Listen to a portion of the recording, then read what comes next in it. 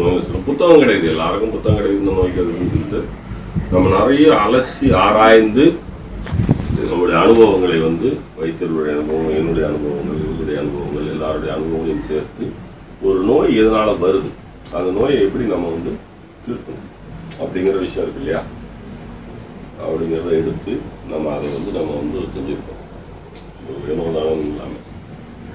அப்போ நம்முடைய இதுக்குள்ள இன்வால்வ் ஆகும், அதை நாங்கள் செஞ்சோம்னா கண்டிப்பாக ஜெயிக்க முடியும். புரியுதுங்களா? அதுக்கான வாய்ப்புகளை வந்து உங்களுக்கு சித்தர்கள் தருவாங்க. இது நம்மளுக்கு கிடையாது, இது முழுக்க முழுக்க சித்தர்களுடையது.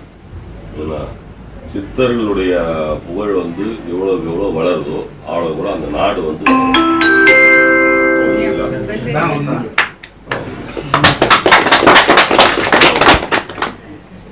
நாம் என்றைக்கு வந்து அதை வந்து மறந்தோமோ அன்றைக்கு தான் நம்ம வந்து கிளம்பணும். இப்போ மேலே வருது இந்த ஆண்டு வந்து உண்மையாகவே என்ன சொன்னாங்கன்னா இது சித்தர்கள் ஆண்டு அப்படின்னாங்க. 2016 ஆண்டு வந்து சித்தர்களுடைய ஆண்டு அப்படின்னு சொன்னாங்க. ஏன் சொன்னாங்க அப்படிங்கிறது காரணம் நிறைய இருக்கு. அடுத்த யுகங்கள் வந்து மாறினாங்களா, நம்மள யாராவது ஒருத்தர் கூட அப்படி மாறலாம், எப்படி வேணா வரலாம், வாய்ப்புகள் வந்து யாருக்கு வேணாலும் கிடைக்கலாம். அதை வந்து செய்யக்கூடிய இன்றைக்கு ஒரு தகுதியுள்ள நிறுவனமா அல்மாரி.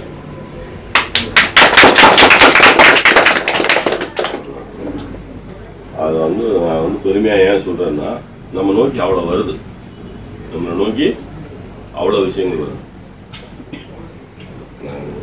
இப்போ உட்காந்து கேட்டு நாளைக்கு எனக்கு கிடைக்கணும்னா கிடைக்கும். நான் கேட்கறது என்னன்னா சித்தர்கிட்ட இது உங்களுக்கு இதை கொண்டு போய் கொடுக்கறதுக்கு எனக்கு வாய்ப்பு கொடுக்கணும், அவ்வளோதான். எனக்குன்னு கேட்கறது கிடையாது. இவ்வளோ பேசிட்டே இருக்கோம், ஒரு ஃபார்முலா வாங்கணும்னு நினைப்போம், நாளைக்கு வருது. எங்க இன்னொரு வைத்தியர் யாரோ ஒருத்தர் சம்மந்தமே இல்லாமல் வந்து பார்க்க வேண்டியதாக இருக்கும். அவர் பாட்டு வந்து இது நல்லா இருக்கும் நல்லா இருக்கும்னு சொல்லிட்டு போகிறேன். அந்த வாய்ப்புகளை யார் மூலமாக பயன்படுத்தணும்? உங்கள் மூலமாக தான் நான் பயன்படுத்தணும். புரியுதுங்களா? அதை வந்து கரெக்டாக செய்யுங்க. உங்களுடைய ஒவ்வொரு செயலும் அல்மா இருக்கும். அப்போ தான் அல்மா ராஜ்குமார், ராஜகோபால் அப்படின்னு சொல்லி மாற முடியும். இது வந்து பெரிய அடைமொழி நம்முடைய இதில். சித்தர் பாரம்பரியம்ங்கிறது கிடைக்கிறது ரொம்ப கஷ்டம். விதிக்கப்படவில்லை என்றால் இந்த பொருளை எடுத்து வியாபாரம் செய்ய முடியாது. அது மட்டும் இல்லை, விதிக்கப்படவில்லை என்றால் இதை சாப்பிடவும் முடியாது. இதை சாப்பிட முடியாது. இது யாருக்கும் தெரியாத உண்மை. இந்த மருந்து சாப்பிட்றதுனா கூட விதிக்கப்பட்டாதான் சாப்பிட முடியும், இல்லைன்னா உங்க கை கிடைக்கவே கிடையாது. இத சாப்பிட முடியாது. சித்த மருத்துவத்தை பற்றி மற்ற மருத்துவம் பற்றியே கிடையாது. இது வந்து அதான் அதனுடைய விஷயத்தை நம்ம ரொம்ப தெளிவாக உணர்ந்து ஒவ்வொரு நோய்க்கும் 10 நோய்களுக்குரிய வணக்கம் 10 நோய்களுக்குரிய விஷயங்கள் இருக்கு. 10 நோய்களுக்குரிய விஷயங்களும் இது. இன்னொரு 1 மாதத்துக்குள் ஒரு கையேடு கொடுப்பேன். இதை நீங்கள் மட்டும் வச்சுருக்கணும். சின்ன சின்ன நோய்களுக்கு கை வைத்தியம் சொல்லி கொடுக்குறது. முன்ன தொலைக்காட்சியெல்லாம் சொன்னேன், வாழைக்காய் வைத்தியம், பசும்பால் வைத்தியம், இதை எல்லாமே தொகுத்து ஒரு ஃபைல்ஸ்னா என்ன, இந்த ஒரு கிட்ட கொடுத்துட்டு ஐயா இதை செஞ்சுக்குங்க, அது படிச்சுட்டு கூட சொல்லலாம்.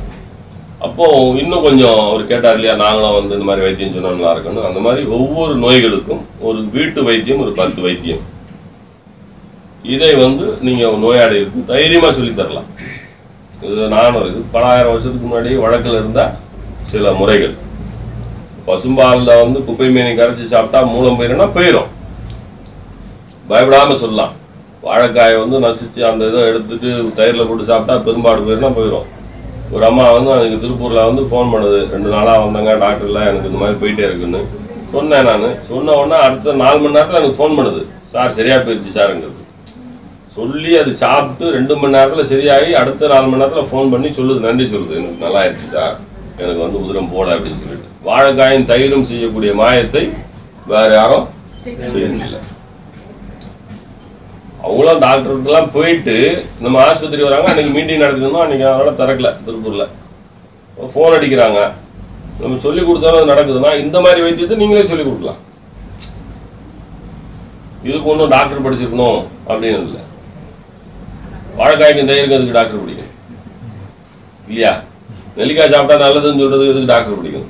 அவசியம் கிடையாது. இப்போ நான் அன்னைக்கு கூட ஒரு மீட்டிங் வில்லிவாக்கத்துக்கு ஒரு மீட்டிங் போனேன். ஒரு 10-50 பேர் உட்காந்துருந்தாங்க. முடிஞ்ச வரைக்கும் எனக்கு தெரிஞ்ச வைத்தியத்தை ஒரு 10 வைத்தியத்தை சொல்லி கொடுத்துட்டு வரோம். ஒரு ஜெயாஜி இருக்கார்ல, அவர் என்ன பண்ணாருன்னா, இது சில உதாரணம் சொல்ற பாருங்க. அவர் பையனுக்கு திருமணம் நடத்துறாரு. எல்லாரும் என்ன பண்ணுவாங்க? கச்சேரி வைப்பாங்க. அதான் வைப்பாங்க. அவர் சம்பந்தி வீட்டில் கூட எதிர்ப்பையும் மீறி கச்சேரியே வைக்கல. அவரு ஏன் கச்சேரி வச்சாரு? ஆமா, கேட்கலாம். அவர் என்ன பண்ணாரு, நான் பேசணும்னு சொல்லி இன்விடேஷன்ல போட்டு ஏன்னா உணவு கச்சேரி வச்சாரு. உணவு வாழும் அப்படிங்கிறது தலைவர். நான் போய் பேசிட்டு வந்தேன். அது அந்த முயற்சி அப்ப எவ்வளவு இந்த மருத்துவத்தின் மேல அவருக்கு ஈடுபாடு இருந்தால் அதை அவர் செய்வார். வேற சும்மா பேசுவாங்க, செயல்ல செய்யணுமே. திருமணத்துல இன்னைக்கு என்ன திருமணம்னா, ஏன்னா 2 பேர் சம்மந்தப்பட்ட விஷயம், சம்பந்தியோட உங்களுக்கு சம்மந்தப்பட்ட விஷயம். அவ்வளவு சீக்கிரம் காம்ப்ரமைஸ் எல்லாம் பண்ண முடியாது. இப்ப நவீன காலத்துல கச்சேரி இல்லைன்னா திருமணம் இல்லை. அப்படி ஒரு சூழல்ல கச்சேரி கிடையாது, உணவு வாழத்தை பத்தி வேலாயுதம் பேசுவாருன்னு இன்விடேஷன் போட்டு என்ன பேச வச்சாரு. கொஞ்சம் பேர் கேட்டாங்க, கொஞ்சம் பேர் கேட்கல. ஆனால் அந்த உணர்வு வர்றதுக்கு அவர் எவ்வளவு தூரம் இந்த மருத்துவத்தின் மேல இன்வால்வ் ஆயிருந்தோ அதை செஞ்சிருப்பாரு. அதுதான் அந்த மணமக்களுக்கு அவ்வளோ ஆரம்பத்திலே அவர் சொல்லி கொடுத்த இல்ல, வரவங்களுக்கு எல்லாருக்கும் அந்த வரவங்களும் தெரிஞ்சுக்கணும் அப்படின்னு சொல்லிட்டு என்னுடைய அடுத்த இலக்கு பள்ளிக்கூடங்கள் தான்.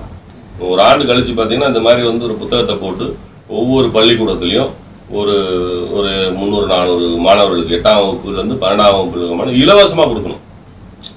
ஒரு புத்தகத்தை போட்டு அந்த புத்தகத்தில் மாணவர்களுக்குரிய அறிவுரைகள், அவர்களுக்குரிய உணவுகள், நினைவுத்திறன் மேம்பாட்டுக்குரியது, சில பயிற்சிகள், மனப்பாடம் எப்படி பண்ணுறது, எப்படி எழுதுறது அப்படிங்கிறதெல்லாம் புத்தகத்தை போட்டு அல்மா சார்பாக இலவசமாக அவங்களுக்கு கொடுத்துடணும். 8ஆம் வகுப்புலேருந்து 12ஆம் வகுப்பு வரைக்கும். அது இந்த ஆண்டே தொடங்கிடுவாங்க அந்த வேலையை. ஒரு பள்ளிக்கூடத்துக்கு நமக்கு ஒரு 500 புத்தகம் தேவைப்படும். இப்போ நீங்கள் டீலர் இருக்கீங்க, அந்த தலைமை ஆசிரியர்கிட்ட போனோம்னா இந்த மாதிரி ஒரு புத்தகம் நாங்கள் கொடுக்கலான்னு இருக்காங்கன்னா சரின்னு சொல்லுவாங்க. அறிவுரை புத்தகம் தானே, இலவசமாக கொடுக்க போகிறோம். நமக்கு ஒரு 5 ரூபா ஒரு புத்தகம் வாங்கினா ஒரு 500 பேர் கொடுக்குறோன்னா 2500 ரூபா காசு ஆக போகுது இல்லையா? அவ்வளோதான். அந்த இதை புத்தகத்தை கொடுக்கும்போது அப்போ ஒரு 10 பள்ளிக்கூடம் பின்னாடி என்ன ஒரே ஒரு விஷயம் என்னன்னா அல்மா அப்படிங்கிற விஷயம் இருக்கும். அவ்வளோதான். இது ஒரு அல்மா மருத்துவமனை இருக்கும். அவ்வளோதான். பார்ப்பான், சரி இவ்வளோ செய்கிறாங்களா யாருன்னு பார்ப்பான், உங்ககிட்ட மருந்து கிடையாதுன்னு பார்ப்பான். நமக்கு வியாபாரம் நடக்கும். அதை விட நம்மளுடைய நோக்கம் என்னன்னா அந்த மாணவர்கள் படிச்சு பயன்படுற வகையில் இருக்கும். அவங்களுக்கு சொல்லி தரணும் எது சாப்பிடணும், எது சாப்பிடக்கூடாது, என்ன சாக்லேட் சாப்பிட்டா என்ன பிரச்சனை, பர்கர் சாப்பிட்டா என்ன பிரச்சனை, ஏன் நம்ம கிட்ட கடலை உருண்டை இருக்கு, மூக்கு செல்லிப்படம் இருக்கு, என்ன எள்ளு உருண்டை இருக்கு, இது எல்லாத்தையும் நம்ம மற்ற கம்பெனி பேச முடியாது. ஆனா நம்ம கிட்ட இருக்க பாரம்பரிய உணவுகள் சமாச்சாரத்தை அந்த மூசுடின்னு சொல்லுவாங்க போட்டு கிராமங்கள்ல சும்மா சரி எப்ப பார்த்தாலும் மூசுடியா தின்னுட்டு இருக்கு பாரு அப்படின்னு சொல்லுவாங்க. அந்த மாதிரி இந்த மாதிரி விஷயங்களை நாம சின்ன சின்ன உணவுகளை பத்தி சொல்லி கொடுத்தோம்னா அந்த பிள்ளைகள் படிக்கும். ஒரு 8ஆம் வகுப்பு மேல ஓரளவுக்கு படிக்க தெரியும். அதை வீட்டுல கொண்டு போவாங்க. பயனுள்ளதா இருக்கும். அந்த 16 பக்கமும் என்னன்னா ஒரு பயனுள்ள விஷயமா அவங்களுக்கு போய் சேரும். அந்த விஷயத்த நாம செய்யணும். ஒரு ஊருக்கு 10 பள்ளிக்கூடம். அதுக்கப்புறம் அது ஒரு பள்ளிக்கூடத்துல நம்ம போய் பேசணும். அந்த மாணவர்களுக்கு நம்ம ஒரு 2 மணி நேரம் சில விஷயங்களை சொல்லி கொடுத்தோம்னா ஒரு இயக்கம் மாதிரி எந்த விதமான இதுவும் இல்லாமல் இது வளரணும். வளரும், வளர்ந்துட்டு இருக்கு. ஆமா, அதுதான் நம்ம செய்யக்கூடிய விஷயங்கள். அடுத்த தலைமுறையை சித்த மருத்துவ தலைமுறையாக மாற்ற வேண்டும். சித்த மருத்துவ தலைமுறையாக மாற்றும். அதுதான் அந்த ட்ரஸ்ட் சொன்னீங்களா? ஆமா, அது அடுத்த தலைமுறை. அதுதான் அதுல எல்லாரும் எல்லாரும் நம்ம எல்லாம் ஒண்ணு ட்ரஸ்ட்ல மெம்பர் ஆகிடும். இல்லைங்க, இது நான் முதலாளி அப்படிங்கிறது என்னன்னா முதல் தொழிலாளி. முதலாளியுடைய அர்த்தம் என்னன்னா முதல் தொழிலாளி. நான் ஒழுங்கா தொழில் பார்க்குறேன்னா கீழே இருக்கிற யாரும் வேலை செய்ய மாட்டாங்க. அதுதான் முதலாளிக்குரிய அர்த்தம். அந்த வேலைகளை வந்து நான் செய்வேன்.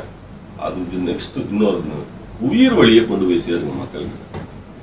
உயிர் வழி புத்தகத்தை ஒரு இலக்கு வச்சுங்க. ஒரு 5 புத்தகமாவது சந்தா சேர்க்கணும். அது பெரிய அளவில் போகும். இப்போ வேலூர் டீலரை வந்து எனக்கு 25 புத்தகம் மிச்சமாயிருதுங்க, கொஞ்சம் குறைச்சி அனுப்புங்கன்னாரு. நான் குறைச்சலாம் அனுப்ப மாட்டேன். 25 புத்தகத்தையும் கொண்டு போய் அம்ட ஷாப்பில் போடு கண்டிப்பாக அப்படின்னு. அவர் 25 புத்தகத்தை அங்கே இருக்கிற லைப்ரரி, முடிவெட்டுற கடையெல்லாம் கொண்டு போய் போட்டார். அந்த 25 புத்தகத்தில் அவருக்கு ஒரு மாதம் 10 பேஷண்ட் வரும். அந்த புத்தகத்தை படிச்சுட்டு அவர் என்ன பண்ணாரோ அந்த புத்தகத்தில் சீல் போட்டு 25 புத்தகம் 500 ரூபா கிடைக்குது அவருக்கு. அவ்வளோதான். அந்த காசு 500 ரூபா செலவழிக்கிறதுனால சீல் போட்டுறாரு வேலூரில் எங்கே இருக்குதுன்னு சொல்லிட்டு. ஒவ்வொரு முடிவெட்டுற கடையிலும் கொண்டு போய் மாசமானா போட்டுறாரு. அதிலிருந்து அவருக்கு வந்து 10 பேஷண்ட் வராங்களா. அதுலேருந்து புத்தகத்தை படிக்கிறான். இவ்வளோ விஷயங்கள் இருக்கு. ஏன்னா ஒரு நாளைக்கு 10 பேர் வருவான் முடிவெட்டுறது. 300 பேர் படிப்பான். 300 பேர் ஒருத்தன் வருவானே. டிவி பார்த்தவன் இருப்பான். ஓ இது பார்த்துருக்கமே ஏற்கனவே, இவருடைய வந்து டிவியில் நிகழ்ச்சி கேட்டிருக்கமே, ஓ இங்கே தான் இருக்கா, இது தெரியாமல் இருக்கமே அப்படின்னு சொல்லிட்டு. உயிர்வழி புத்தகம் அவ்வளோ வேலை பார்க்கும்.